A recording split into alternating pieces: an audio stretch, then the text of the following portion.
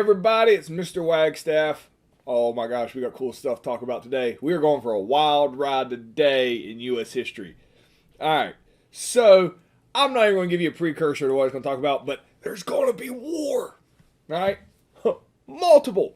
Alright, so super cool stories to talk about today. So let's just jump here into it. Alright, so Native Americans. The little bit that we have been talking about them here in U.S. history, they don't get treated very well. Not even remotely in any way, shape, or form, really ever. Today, the story, though, is going to be the first time the Indians are like, nah, we're kind of tired of this. All right, so little bit of a backstory here before we jump into the story. Native Americans, I know this is going to be a shocker, have been treated horribly by the United States government. Every time the United States government wants something, they just force them off of their land.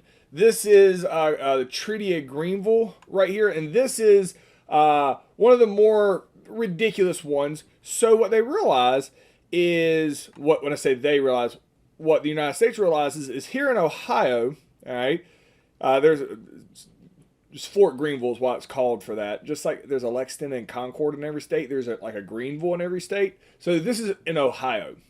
That bunch of Native Americans live in this region. The United States government doesn't want them to live here in this region anymore. So they show up and they have the Indians sign something called the Treaty of Greenville, which says the Indians will choose on their own with no compensation. They're going to pack up here and go live over here now, like over in Indiana. All right. They're kicked off their ancestral lands, lands they've lived on for thousands of years. They know how to hunt. They have their whole structure, pack up and leave. And what do they get in return? They don't get shot in the face. That's basically what the United States gives them. It says, hey, you can either leave or we can just shoot you all and then take your land. So the Treaty of Greenville is pretty much how the United States government has been dealing with the Native Americans. Not surprisingly, the Native Americans aren't a big fan of it. So here, this is a painting of the Treaty of Greenville. The actual painting is like super like panoramic, wide view. And it's basically showing all the lands that the Native Americans are being forced to give up. They send out the military, right? This is the military, had sweet uniforms back then, and kind of forcing the Indians off their lands. I think the question is, why did the Native Americans feel that the Treaty of Greenville was extremely unfair? Well, gee, I wonder why. Like, there's nothing that they can do. Like, they're just being bullied here, all right? And that's how the United States government has been treating the Native Americans. Because what are they going to do? Fight back with bows and arrows? What are they going to do, all right? So the United States government has been extremely disrespectful to the Native Americans, and the Treaty of Greenville is just one of the many, many examples. But we're going to specifically mention the cause and effect of the Treaty of Greenville here today. So the Native Americans have been forced off their land. There's two concepts that keep getting floated at the time. The idea of reservations, where you put the Native Americans on reservations and they'll live there. But typically when the United States government gives Indians reservations, it's the worst possible land because all the good land is given to Americans. And the Native Americans can get the stuff that the Americans don't want, which is basically unlivable on. All right? So different than reservations today. The reservations that exist today, if you're in North Carolina and like the Cherokee reservations in the mountains, we'll get to that in the very end of American history, in American 2, and those reservations were chosen by the Indians themselves. So different than the reservations that happened in the early 1800s, where the government chose the reservations and it was garbage. All right, so they'd put them on these reservations, and it was awful. All right. Not only do you want to not be in a prison, which is what a reservation pretty much is, you can't leave the land or you'll get shot, but you couldn't even live on it. Secondly, the United States government always talked about this idea of assimilation, wanting to merge the two cultures together. That's not a fair definition to what the United States government wanted. They just wanted the Indians to be white, right? Act like us, have our religion, do exactly what we want, and we will think about allowing you to be second-class citizens. Otherwise, you're just those savages. The Indians have no desire, because they are disgusted by the way the Americans do anything, of being anything like the Americans or being like the white people. So there is no idea of actually merging the two cultures together, really, on anybody's part. So assimilation was never effective with the Native Americans in the United States, mainly because the United States said assimilation, but didn't actually mean that America was willing to adapt to Indian culture in any way. All right. So the question here is, why do many Native Americans feel that the Treaty of Greenville in Ohio was extremely unfair? We have talked about that in detail, so pause me here and go answer that in complete sentences. All right. Tecumseh. All right. So, Indian Chief Tecumseh, all right, was very much against assimilation and reservations. All right. Let me show you some maps here. So, over here is the Treaty of Greenville, all right? It took place over here on the side, all right? Hopefully you can see my pointer. Took place over here. So this green area is where the Native Americans are forced to move to. Well, everybody kind of realizes eventually what's going to happen is the Americans are going to want this green area too and force them to move again. So there's this Indian leader named Tecumseh. He's college educated, all right? He understands the American government and how they function.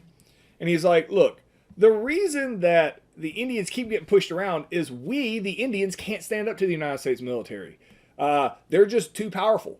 So they just go to one village after another and just kind of buffalo all of us. Pun intended, I guess. They go and kind of bully us and force us off of our lands. So what Tecumseh suggests doing, all right, is organizing all of these little villages here, all those little red triangles. These are all villages. All these little villages, and making one cohesive town, all right, or city, and having one military.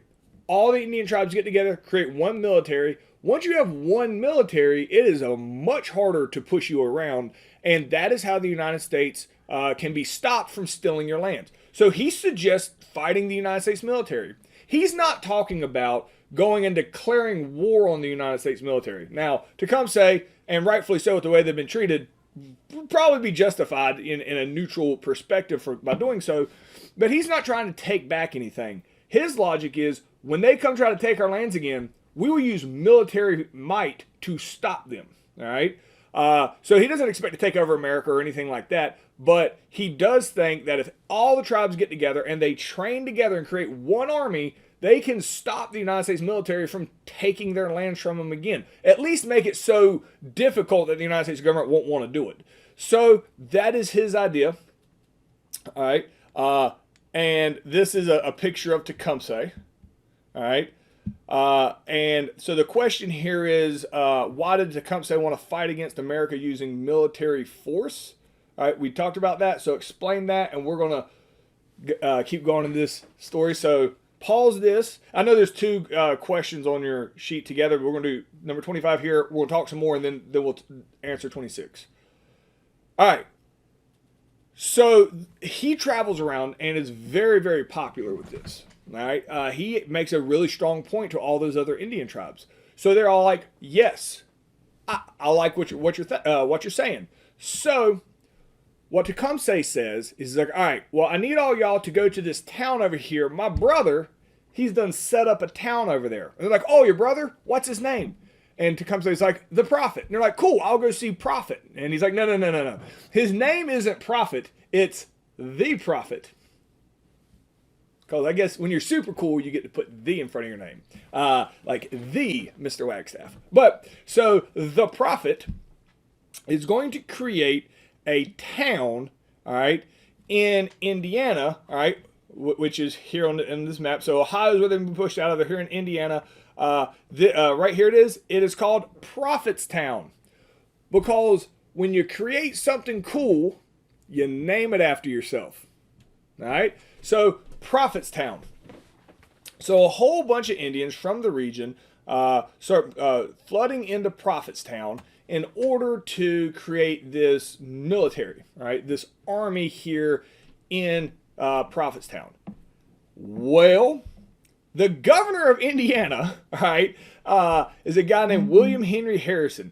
William Henry Harrison is in no way excited about the fact that in his state, he now has an Indian army. All right. So William Henry Harrison, who probably, I'm just going to guess here, is probably in Indianapolis. I'm guessing that's the capital of Indiana. Really going to make myself look like a fool if it's not, but I should probably know that as an American history teacher. But so he's probably in Indianapolis or a larger city at the time. He knows that this is happening up here, that they're building an Indian army, and he is not cool with it. So what he's going to decide to do is he's going to roll on up to Prophetstown with his own militia, with his own state army.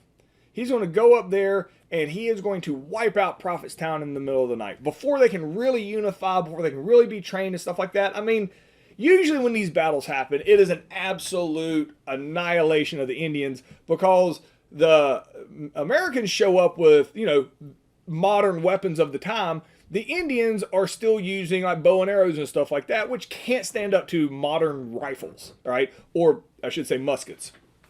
They can't stand up to the modern firearms of the time.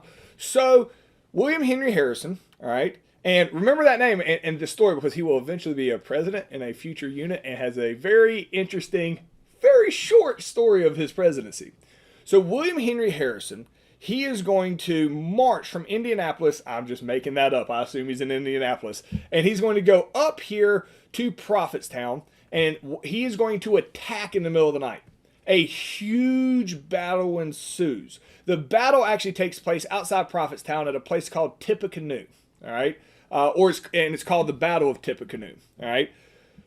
So, and it's like tipping a canoe over. The Battle of Tippecanoe takes place here at Prophetstown. Vicious fighting. When the fighting ends, yes, the Americans have wiped out all the Native Americans. But typically, you lose 1 or 2 soldiers when this happens.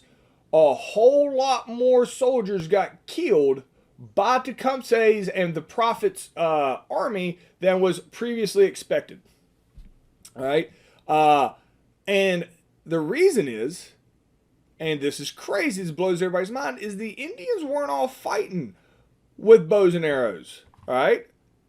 Here's a picture, a painting later on of the war. Nobody's sitting there painting this as the firefight. But, yes, some of them over here have spears and stuff and hatchet. But, look, rifle. You can see another rifle sticking out over here, I believe. The Native Americans have rifles. I keep saying rifles. We'll say muskets, all right, to clarify. May not mean any difference to you, but there is a difference. They're using muskets, modern weapons, all right? And they are shooting at the United States military that's coming in, led by William Henry Harrison, the governor of Indiana. And even though it is a clear victory for the United States, and all the Indians get killed, there's an anger here. Why did the Indians have guns? Who gave the Indians guns? All right. So the Battle of Tippecanoe is going to be a fundamental shift in American history because the Indians had guns. All right. Now, the question here is, why was the Battle of Tippecanoe closer than usual? Misspelled that, but closer than usual. Who was supplying the Indians with weapons? All right. So that was the big question. I'll answer that here. So as they go through, looking through, Prophetstown, they find these crates with the guns. And they're like, all right, who's giving the Indians guns? And on the crate, it says, made in England. Uh-oh. Who's giving the Indians guns? England is. All right. So you're like, okay, cool. England's giving the whatever. Not whatever. Junk is about to hit the fan because of that. All right. So pause me, get 2 complete sentences here, and moving on. So I don't know if y'all remember this from a couple of units ago. I think this is funny. Y'all might just be like, it was dumb the first time, Mr. Wagstaff. It's dumb the second time. All right, Jay's Treaty. Remember that at the beginning of the unit? I was like, y'all remember this? Like, it seems dumb, a little snowball. Oh, it's come full circle now. Jay's Treaty. All right, let's go way back. And most of y'all are like, Jay, I don't really remember what that was. Jay's Treaty is when England and France were at war. that England started taking our ships and pressing them as seamen, violating ships' neutrality. They're the first ones that started doing it.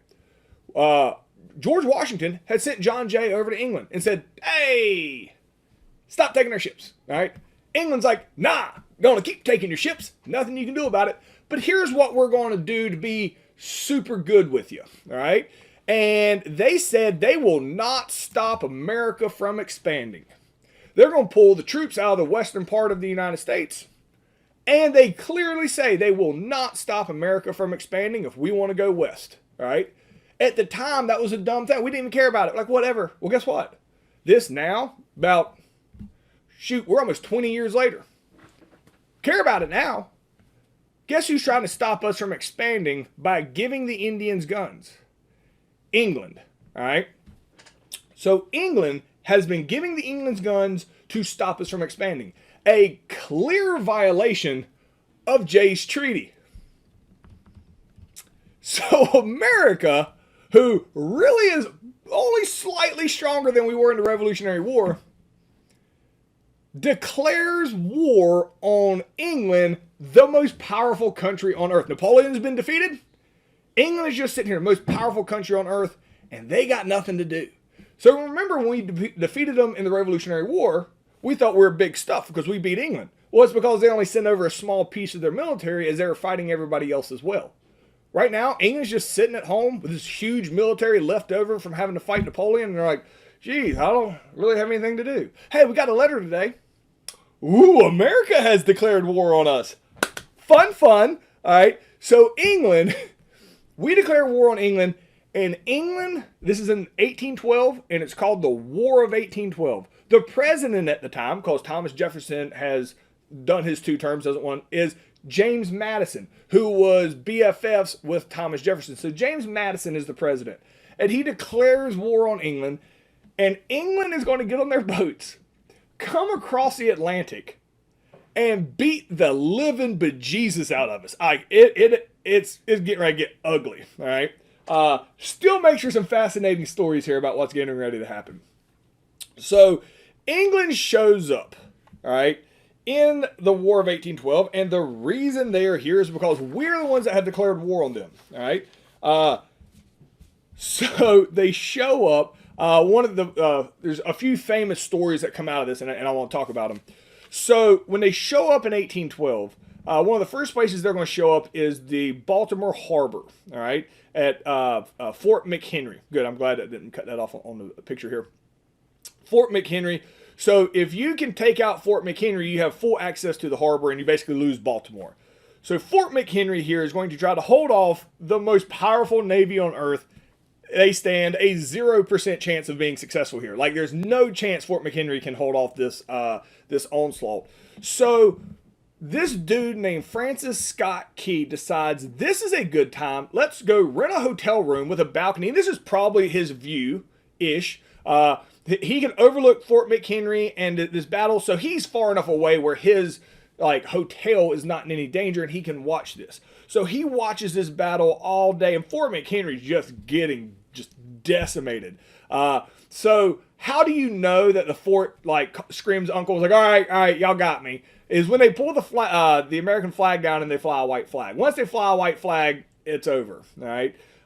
Fort McHenry just takes a pounding all day. All right. They should really just surrender. I mean, I don't even know if they can fight back anymore. So Francis Scott Key, he's like, man, that's dumb. Like, whatever. So he goes to bed all night. Like, he's just hearing it blow up. And they're like, man, it's really mean. And Francis Scott Key's thinking, if the fort flies a white flag in the middle of the night, they probably can't see it. So it's just kind of a jerk move that clearly Fort McHenry has surrendered, but they're just keep getting piled on all night. This is awful. So he wakes up the next day. They're still attacking Fort McHenry. All right. He looks out here. Fort McHenry is nothing but a pile of rubble. But guess what's still flying? Is the American flag. And Fort McHenry's like, oh, look at that. Well, look at there. You know what I'm going to do? I'm going to write a poem. All right. So Francis Scott Key sits down and writes a poem, all right? That poem is called the Star-Spangled Banner, and is what our national anthem is today. So our national anthem today is actually just us saying, ha, ha, ha, we're not getting beat as fast as you thought we would. So about the time he gets done writing his poem, then Fort McHenry surrenders, and they come in and they take over Baltimore. All right. So once England comes over here, they're like, y'all done? And we're like, get some, England. Like, it does not go well. They just unload their ships and just beat the living bejesus out of the entire East Coast, just marching up and down. They just take over city after city. They're like, y'all done? And we're like, no, we'll fight you. So they're like, all right. So they march down to Washington, D.C. They capture Washington, D.C. and set the White House on fire. Now, let me clarify here, and it's in 1812 they burned down the White House. I say the White House because you know what I mean. It was actually at the time called the President's Mansion. It does not look like this today because that one got burned down. Though when they rebuild the President's Mansion, it will be what is present day the White House. So there's two stories that go along with this. One is not true, but I'm still going to tell it to you anyway because it's funny how it has occurred throughout history. And then one that is absolutely true and is really cool. So here's the one that's not true. All right, sometimes it's called popular history, where it's like things just get said enough that people believe it, and so everybody just believed this really dumb story that's not true until they realized like it actually doesn't make us look good. So we've just like, yeah, that didn't happen. So James Madison is the president. The fake story is as the troops are marching towards the president's mansion to set it on fire, James Madison is being a hero. He's on the front porch, like behind a rocking chair, firing at the incoming enemy until the last minute, and then he has to escape. All right. So that was a story that was told for a long time. Like somebody just made that story up. James Madison wasn't even at the White House. The reason they just stopped telling it, other than the fact that it's completely false, is since it's James Madison, you know what's illegal is to shoot him. So even if he was on the front porch shooting at the British soldiers advancing, they weren't allowed to shoot back at him. So it just kind of makes him look like a coward, and they're like, oh yeah, let's not tell this fake story anymore. So luckily in history, they've kind of, nobody tries to pretend that's a real thing. It wasn't. Here is what is a very famous and really cool story that happens here when they burn down the White House. Is Dolly Madison, who is James Madison's wife, all right? She does something that in history today we're like, you know what? Who else would have thought to do this? But, good thing on her part. And she's very famous for this. There is one portrait of George Washington. Now, George Washington at this point has already died. He's been dead for about a decade at this point, for about 10 years. There's one massive portrait of him in the White House. And this is literally a painting of her saving a painting. So she has her servants or helpers in the White House, and they're like packing up all the fine china and all the, her clothes and everything else to escape out the back as the troops are going to come in and burn it down. And she has everybody stop. And she's like, no, all the china can be replaced. All the stuff. You know what can't be replaced is the one big portrait of George Washington. Trash everything else. Save the portrait of George Washington. This portrait of George Washington still exists today, while everything else that was in the president's mansion, the White House, got completely burned to the ground. Her presence of mind to just ignore everything else and save this painting that you can't replace is she gets a lot of credit in that history, and they're like, good thinking, because nobody told her to do that. Nobody had ever discussed doing that, but in an absolute do or die situation where it's like you're trying to escape, like what's the few things I'm going to take with me, she had the presence of mind to say, take this very famous painting, and it's awesome. So the White House has been burned down, all the cities have been taken, and England's like, you had enough, and America's like, no, for whatever reason. So we're like, get some. So I want to talk to you about a crazy situation that's going to happen during the War of 1812. Now, also you should point out, it's called the War of 1812. It lasts 3 years, from 1812 to 1815, but it's called the War of 1812. So this here is a map of the election in which James Madison was elected. All right. So he won pretty overwhelmingly. So all the green states is what James Madison won. The New England states all collectively did not like James Madison. All right. So the New England states don't like these Democratic Republicans or Jeffersonian Republicans, the party of Thomas Jefferson and James Madison. They don't like them. They're all still Federalist. right? They liked big central governments and all this other stuff. Well, when England's over here wrecking shop, all right, all these countries here, or all these states are like, oh my gosh, if we get taken over by England again, we're right back where we were. How dumb can we be? Like, we didn't want to declare war on England. Why would we do this? So all the Federalists that live up here who don't like James Madison and don't like this war, thinks this is stupid that we ever got involved in it, they all get together here at a place called Hartford, Connecticut. All right. So this right here is Connecticut. All right. So let me zoom in on this. So here is Connecticut, and there is a meeting that's going to be held here called the Hartford Convention.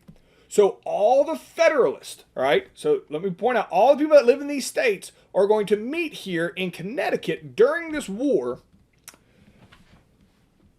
and say they're going to secede from the United States, meaning they're going to break off. At the Hartford Convention, all the Federalists get together and they basically write a paper that says, America sucks, y'all are garbage, don't have anything to do with you. The New England states here, we're going to secede. We're going to become our own country. So all these guys sit here and they sign it, all right? And they're all the Federalist party. The whole Federalist party gets here. They sign this as America sucks. We're our own country now, all right? And they put it in an envelope and they mail it off to Washington, D.C. Now here's the problem. Mail is a little slow in Washington, D.C. since it's on fire. So this document that gets sent down there just sits in a mailbox for a really long time. All right, so nobody knows that New England has seceded from the United States and they called America garbage. The reason that the Federalists do this is they are terrified that if England takes over the United States, they will be taken over too. But if they secede from the United States and they become their own country, when England takes over America, they're only going to take over this part, and New England gets to remain their own country, all right? So they give big middle fingers to America, put it in an envelope, and send it off, but nobody has read it yet, and nobody is aware that this has happened, all right? We're going to come back to that in a second, so I don't want to answer the question now because we're going to come back to that story. While this is taking place, it's 1815 now, and America's like, oh, like, we've just gotten the crap beat out of us. So England, they're like, dude, this is really expensive to keep beating you. Like, will y'all just quit? And America's like, never. And England's like, we'll quit if y'all quit. And we're like, what do we have to give up? And England's like, really nothing. Like, it's not even fun to beat up on y'all. Like, just say mercy and we'll stop fighting. Like, this is a waste of our money and your money. So we're like, okay, like, we're going to, let's not fight anymore. So England shows up. America goes over to Europe. We meet in a city called Ghent, G-H-E-N-T. And we signed the Treaty of Ghent that ends this war. And it basically says, yeah, we're done fighting. Like, just whatever. Like, just moving on. Just forget it ever happened. So England doesn't want to own America because they know we'll just fight against them again. Because obviously we don't use logic in our war decisions, as War of 1812 shows. So they're like, fine, war is over. Now, story ain't over for the war though. Just because it is signed in Europe, it's going to take at least 2 weeks for the Treaty of Ghent to show back up in the United States. So for 2 weeks after the treaty is signed, the war is still raging. Comes down to the only victory America is going to have. And it's going to be by this dude right here, a guy named Andrew Jackson. Well, England had been taking over all the cities.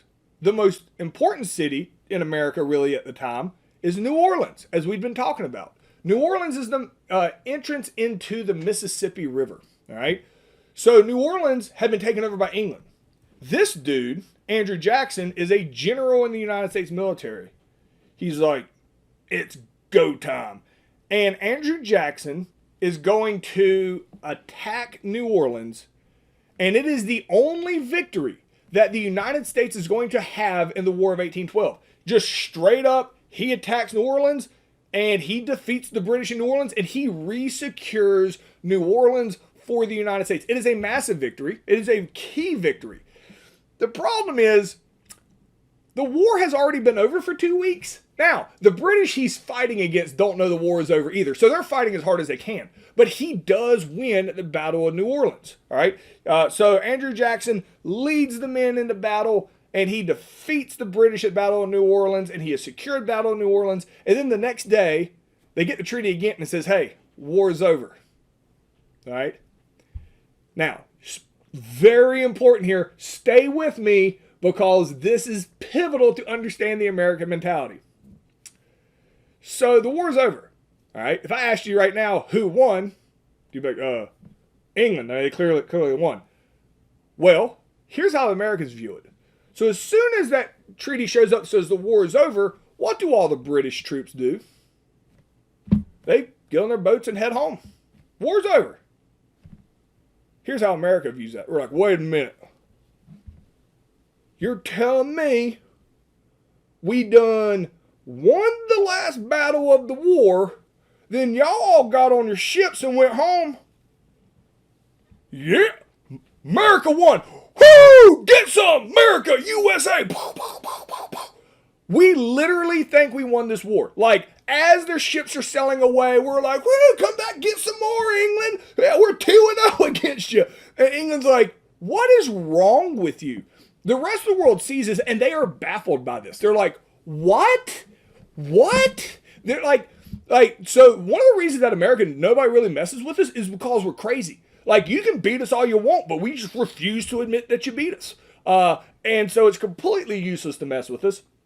The logic here, it's like playing a football game, all right? So you're playing at home, and you're getting beat 70-0, all right? As the time is expiring on the last play, you throw a deep Hail Mary pass, caught in the end zone. So it's 70-6. You probably even missed the extra point. All right, 70-6. And then the game ends. The other team gets on their buses and they're going home. And you're like, wait a minute. Pretty sure we scored last and then they didn't want to play no more. Count this as a W. Woo! And then you're like taunting the other team as they travel away. And they're like, what is wrong with that team? This is how America views the War of 1812. We got the bejesus beat out of us, and we think we won. So as the ships are sailing away, all right, from America, we're over here chanting, USA, USA. Like, we love some America. I mean, the patriotism in America is just skyrocketing, and everybody's like, man, this air life is awesome. And then we're like, yeah, all right, so while everybody's super loving America, let's go check the mail. Everybody from the Hartford Convention, that letter may have sat in the mailbox for a year. They're like, uh-oh. Because everybody's like, woo, USA! Hey, we got a letter from the New England colonies. It didn't really help us out, but I bet they're, going to be nice. And that letter says, America sucks. At the exact same time, everybody is super USA, USA, all right? And the Federalists say, America sucks, signed, all the Federalists. Guess what political party dies that day? The Federalists. Now, the people didn't go die or anything, but nobody will ever elect another Federalist again because their anti-America is how it is viewed. So the Hartford Convention will eventually just absolutely decimate the Federalist Party. All right. So the question is, how is the Hartford Convention the end of the Federalists having any power? And why did the Americans view the War of 1812, view it as a victory for the United States after the Battle of New Orleans? So pause me, go through, answer these in detail, and that is as far as we're going to get today, the video. And that is the end of the videos for this unit.